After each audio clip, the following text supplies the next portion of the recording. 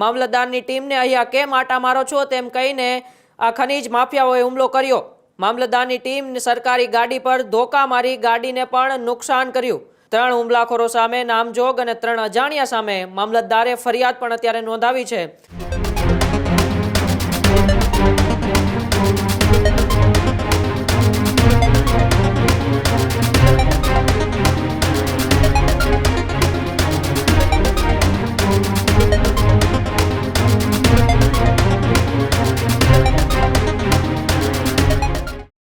સમાચારોમાં આગળ વાત સુરેન્દ્રનગરથી સમાચાર સામે આવી રહ્યા છે, જ્યાં થાનગઢની અંદર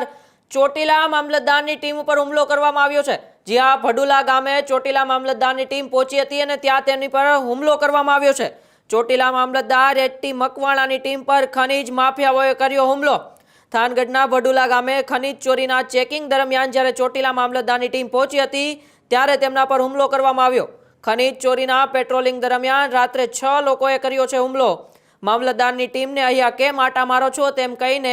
આ ખનીજ માફિયાઓએ હુમલો કર્યો।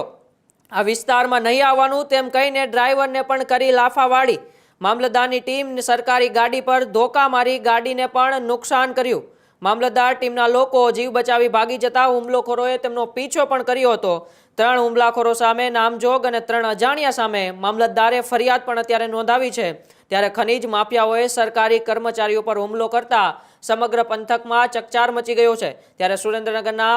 થાનગઢની અંદર જ્યારે ચોટીલા મામલતદાર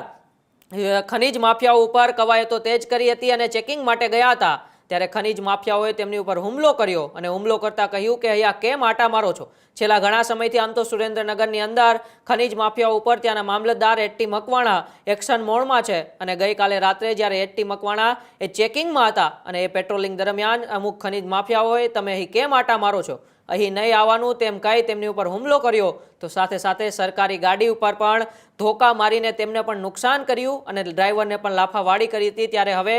એટી મકવાણા મામલતદારે 3 અજાણ્યા શખ્સો સામે અને 3 નામજોગ ફરિયાદ અત્યારે પોલીસ સ્ટેશનની અંદર નોંધાવી છે અને સમગ્ર પંથકની અત્યારે ચકચાર મચી ગયો છે, કારણ કે મામલતદાર ઉપર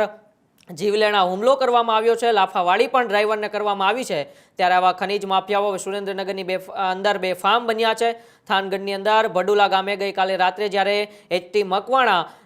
ચેકિંગ દરમિયાન ત્યાં પેટ્રોલિંગ કરતા હતા, પેટ્રોલિંગ દરમિયાન 6 જેટલા અજાણ્યા શખ્સો આવે છે અને તેમને કહે છે કે તમે અહીં આટા કેમ મારો છો, તમારે અહીં કામ સિવાય નહીં આવવાનું તેમ કહીને તેમની પણ હુમલો કરે છે અને હવે એટી મકવાણા તેમની સામે ફરિયાદ નોંધાવે છે। શું બની હતી સમગ્ર ઘટના, આવો એટી મકવાણા શું કહી રહ્યા છે તેમને જ આપણે સાંભળીએ। કોઈ પણ પ્રકારની ગેરકાયદેસર પ્રવૃત્તિ ચાલતી હોય એના માટે રાજ્ય સરકાર એને સંપૂર્ણપણે નેસ્ત નાબૂદ કરવા માટે કટિબદ્ધ છે, 0 ટોલરન્સ છે અને એ જ નીતિને આગળ ધપાવવા માટે અત્રેના ચોટીલા સબ ડિવિઝનની અંદર જે પણ કોઈ થાનગઢ હોય કે મૂળી તાલુકાની અંદર જે પણ કોઈ કાર્બોસેલ કોલસાનું ગેરકાયદેસર ખનન પ્રવૃત્તિ ચાલી રહી હતી તેને નેસ્ત નાબૂદ કરવા માટે અગાઉ પણ ઘણી બધી રેડ પાડીને આ તમામ ગેરકાયદેસર પ્રવૃત્તિ નેસ્ત નાબૂદ કરવામાં આવી રહી છે અને એના જ ભાગરૂપે ગઈકાલે રાત્રે થાનગઢ મામલતદાર કચેરીની ટીમ છે એ અત્રે રાત્રે પેટ્રોલિંગમાં હતી અને તેઓની ટીમ ઉપર જે હુમલો થયો એ હુમલો ખરેખર ખૂબ જ ગંભીર બાબત છે અને મામલતદાર પોતે એક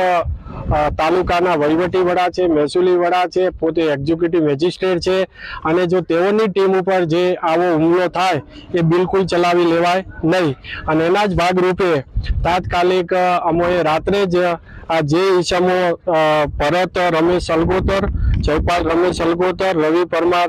અને બીજા અન્ય 4 થી 5 ઈસમો જે અજાણ્યા એમ 7 થી 8 ઈસમોએ જે ટીમ ઉપર હુમલો કરેલો હતો તે 3ને આઈડેન્ટિફાઈ કરી અને તેઓ કઈ ગેરકાયદેસર પ્રવૃત્તિ સાથે સંકળાયેલા છે, તેમની કઈ મિલકતો છે એ સરકારી જમીનો ઉપર બનેલી છે તે તમામ આઈડેન્ટિફાઈ કરી અને રાત્રે જ મામલતદાર કચેરી દ્વારા નોટિસો ઇસ્યુ કરી અને સવારથી જ અમારી નાયબ કલેક્ટર પ્રાંત ચોટીલાની ટીમ, મામલતદાર થાનગઢની ટીમ, મામલતદાર મૂળી અને મામલતદાર ચોટીલાની સંયુક્ત ટીમો દ્વારા આ જે ગેરકાયદેસર પ્રવૃત્તિમાં આશ્રય સ્થાન તરીકે જુદી જુદી કોલસાની અંદર વપરાતી મશીનરો મૂકવા માટે તેમજ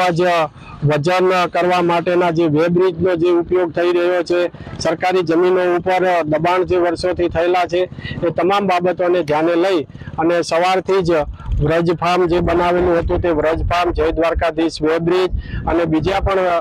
આ બંને હાલ તોડી નાખવામાં આવેલા છે, દૂર કરવામાં આવેલ છે અને સાથે સાથે ભોયરેશ્વરની અંદર જે સરકારી જમીન ઉપર મિલકત છે એ મિલકત પણ